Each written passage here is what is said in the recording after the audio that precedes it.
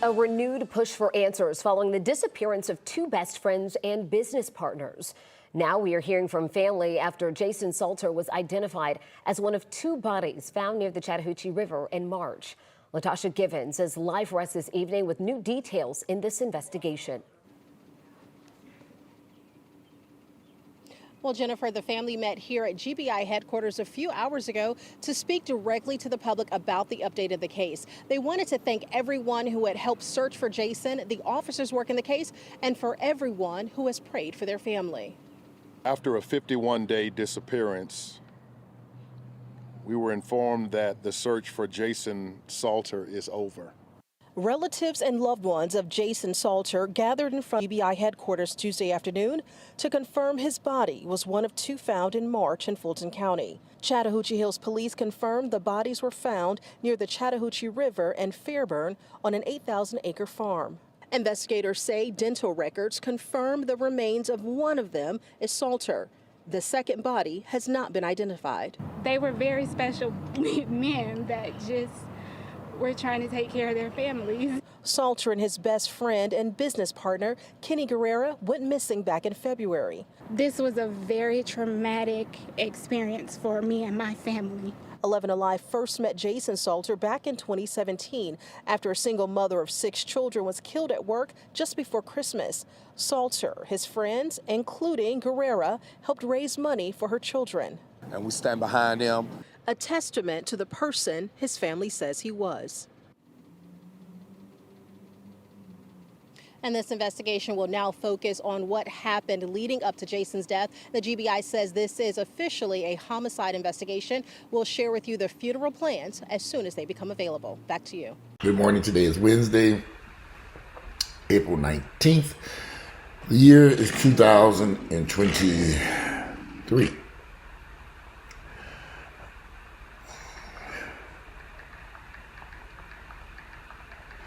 So they found those two guys. Yeah, I knew that wasn't going to end well. Those two men were missing. I just knew that there was a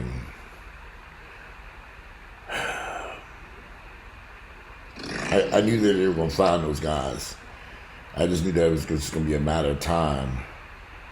And I'm trying to find an article of the two guys' name. Let's see. Yeah, sometimes you just want to make sure you got it right. The crazy part is they found them a few weeks ago, but they had the bodies were so badly decomposed or possibly burned that they didn't know they had to identify them by the dental records. So here's the deal. So something happened with these two guys. Either they were robbed, or they owed somebody some money, or someone owed them money. You know, it's kind of a mixture of the two. Somebody probably owed them some money. I mean, it's hard to explain. Hard to explain.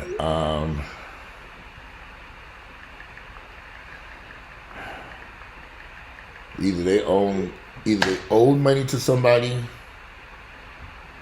or somebody owed them money, or somebody thought they had some money. It's somehow money related.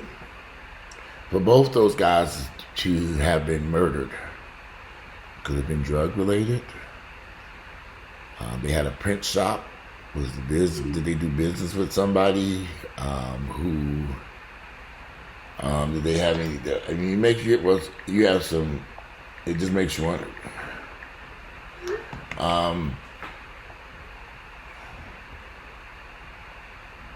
Anyway, it was a tragic situation that these men lost their lives. And y'all, you have to be very careful who you do business with. You have to be very careful who you do business with, who you go in business, who you go to meet for business deals. You never know. They might have been going to buy a print machine or something they saw on the internet or something. You know, it's hard to put a finger on what took place. They might have been going to book out a car or something, or meet somebody to buy a car.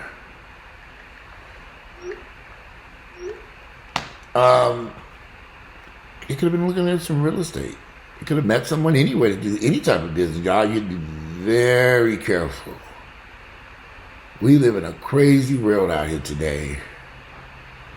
Sometimes I get, because I'm on YouTube and Facebook and Instagram, I get these crazy messages from people saying all kinds of shit, how you can make this type of money, you can do this, you can do that, we can do this, we can do. And I don't know these people. I don't know them. They might be somebody that you might be talking for a couple of months or maybe a year or two just on social media. You don't know the person. I had a friend of mine who's a firefighter, and he got scammed out of $50,000 by somebody he had been personal training for a couple of years. They were going to go in business and open up a gym together. And this con artist knew from the day he met this guy with all these lies that his intentions were to scam him, my friend, out of $50,000 or whatever you can get out of him. So you got all these con artists. It's such a dangerous world out there. You can't trust people. And we don't know what they were going to do. We don't know what happened here, but I can bet somebody killed these guys, took these guys' lives, and I have a sneaky suspicion they were going to buy something. It could have been drug related, or maybe somebody owed them some money, or they may have owed somebody some money. Maybe they just ended up at the wrong place at the wrong time. They might have just been innocent bystanders and just so happened to see something horrible happen, and somebody decided that, well, we can't let you live because you saw this mess. Yeah, that's why I keep my circle small. People invite me to all kinds of stuff. I don't get involved in that mess in Atlanta. I get invited to these parties and events, and we want you to join this club and this and that. I don't do none of it. And I'm not going around here being paranoid or nothing. I just don't trust people. I can't let my guard down because I just know how people are, how dangerous they are, especially in this day and age when it comes to money and greed and jealousy and envy and hate. Could have been just a jealous person who saw two men doing something great and didn't like it. You know, people get hearts are so evil these damn days. You have to wonder what's going through a person's head with the evil shit that they do to people. And everybody keeps asking, when you gonna have a party out here? When you gonna have a party out here? When you gonna have a party? Never. You know, sometimes it enters my mind, oh, it would be nice to have a little get together, a little function, a little car party. Every time I think that, 2 seconds later, the good walkers say we ain't doing that shit. We invite them niggas into this house. You barely want family members to come over here. You want strangers? Did you learn anything, Mr. Hampton, from all the other parties and events you had in the past? You had all them niggas running around stabbing you in the damn back. You ain't learned that? No, there will be no functions here at this house. Only function that's taking place is Rosie's cleaning company come in and scrub this motherfucker from top to bottom. That's the only party that take place here. I turn on the music and watch them ladies clean and scrub, and the house is clean and fresh and beautiful. That's the only party taking place. Because I don't want people around me like that anymore. Sounds fun. Oh, we gonna do this, we gonna do that. Can't do it. Not today. The world has changed from when I moved to Atlanta in the late 80s, early 90s. It's a more vicious society out here. These people are crazy today. And they set out to harm you.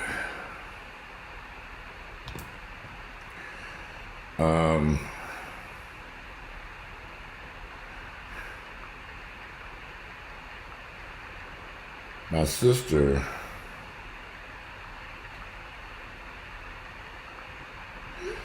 sister is having her plumbing fixed. My sister got this house. She has a husband, two grown boys. Every time something go wrong in that house, I got to be the one to deal with this issue. So the plumber's texting me. Why are you texting me? Ain't her husband there?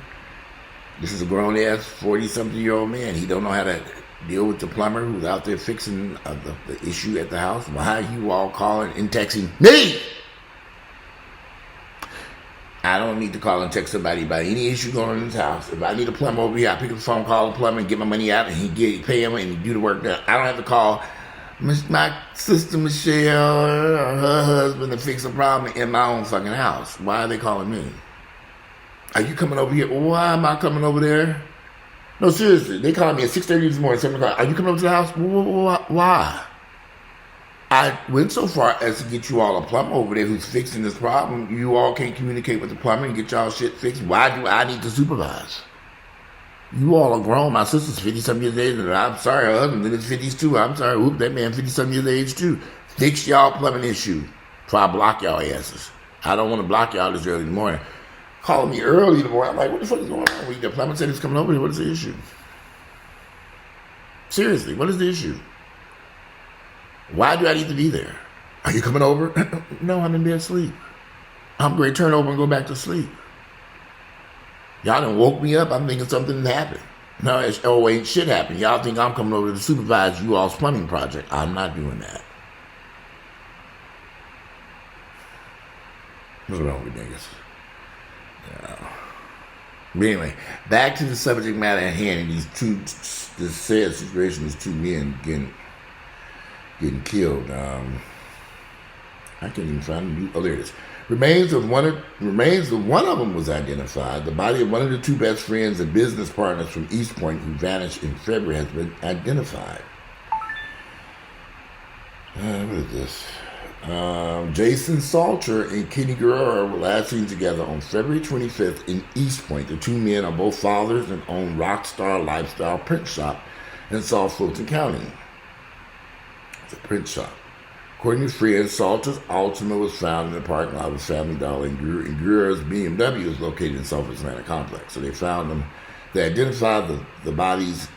One of the bodies. The farm where the bodies were found is about 25 miles away from East Point, in the Chattahoochee Hills, which is South Fulton County. Now, I have a question, because these guys own a print shop, and I'm just a question in my head, because I know print shops, because of the internet, business is not,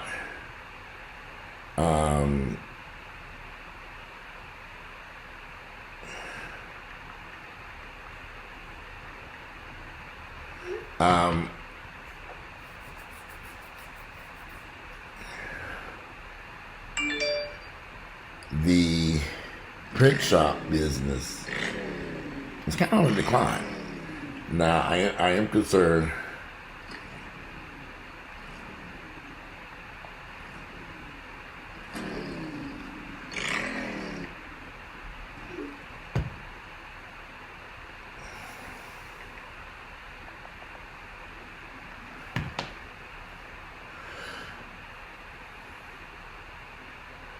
were these guys laundering drug money through that print shop? I'm just throwing that out there, y'all. I'm not a fool. Did these guys meet somebody who came to them with a bunch of money and said, we need to wash this money through your business. You have a shop. We can do this because people come to me with this, y'all. You got to be very careful. We live in a crazy world here. Were they laundering money through this print shop? How much money income were they making off this print shop? I don't know these guys. And I'm not trying to be offensive or nothing, y'all, but we need to think here. They had a print shop. How much business were they doing in that print shop? What were they printing? Did they meet up with somebody who used their business as a front to launder drug money through it? And maybe they ran off with some of these folks' money, or the accountant didn't add up. I'm 50-something years of age. Y'all know how many people have approached me about money laundering? We can do this and you can that, you can run the money, then you can make X, Y, Z, as long as we get our split. I'm not doing that. I'm not doing that, y'all. But I've been approached about this type of shit. You can start this business, and, it's a cash-based business, laundromat. And I get a laundromat, and we run the money through there. All right, any type of cash-based business, a convenience store. I've been approached about this type of bullshit, but I already know it's going to end up with me dead someplace. Because at some point, they may not add up. They're going to think you ran off with the money. You might not ran off with their money. But they were running a drug front-based business to launder cash through that print shop. I don't know these guys, but something took place that ended up with them two dead. I could be wrong. We won't know the truth not immediately, maybe ever. A friend of mine died years ago, David Hampton. David Hampton was found in his car. He was a nightclub owner here in Atlanta. He owned a nightclub called Trax. David was found with his hands cut off and his Lincoln Navigator on fire at a pet cemetery where they buried dead dogs. He owned that nightclub, and for some reason, they never found out who committed this heinous crime to him. Never found out. But the club had been used at one point in time to launder drug money. And it was part of the Fred Tokar's case. I think the place was called Atlanta Live at the time. I can't remember what it was. One, they had all these nightclubs. The one that club, particularly Trax, was used. Those guys, as a drug front, they were laundering cash through that nightclub. And David must have ran off with these folks' money. Or they thought he ran off with the money. Who knows? But he was found with his hands cut off. I think he was shot, and they left him in his car and buried him in this pet cemetery. You can't play with these drug dealers, y'all. It sounds good on paper. We making money, but you can't play with them. Because they're just dangerous people. They don't play by the fair rules anyway. Let's say you did everything right. You doing the drug money laundering, they getting they split, everything going fine, but they just decide, well, we want to silence you because, we done with you and we don't need you anymore. We're going to get rid of your ass because we scared you might say something. You know too much information about us. But you done everything right. You ain't cheated them. Everything's going on, but they may decide that you still need to die. Just keep that in mind when you're out there running into these business people. And they're going to approach you with some bullshit. I've been approached with so much bullshit, y'all, I just sit back and say, okay, what's wrong with these folks? I'm not getting involved in that. I know better. I know not to get involved with any of that bullshit.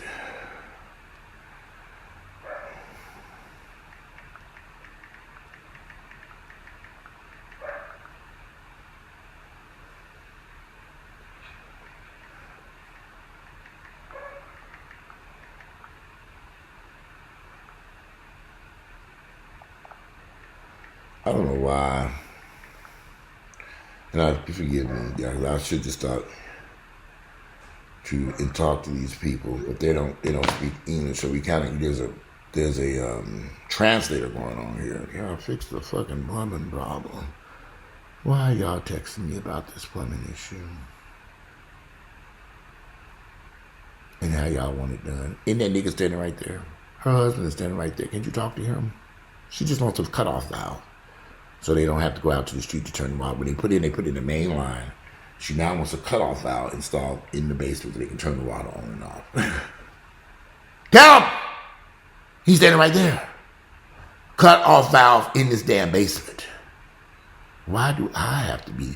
My sister texted me, make sure you tell him about the cutoff valve. Tell your husband to tell them he's standing right fucking there. I don't get this. I don't get this.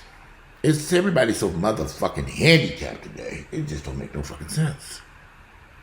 This isn't sad. So I don't be bothered with people. Every time they have a fucking problem, Walter, he can fix it. I'm not the fixer. Fix it your damn self. This ain't got shit to do with me.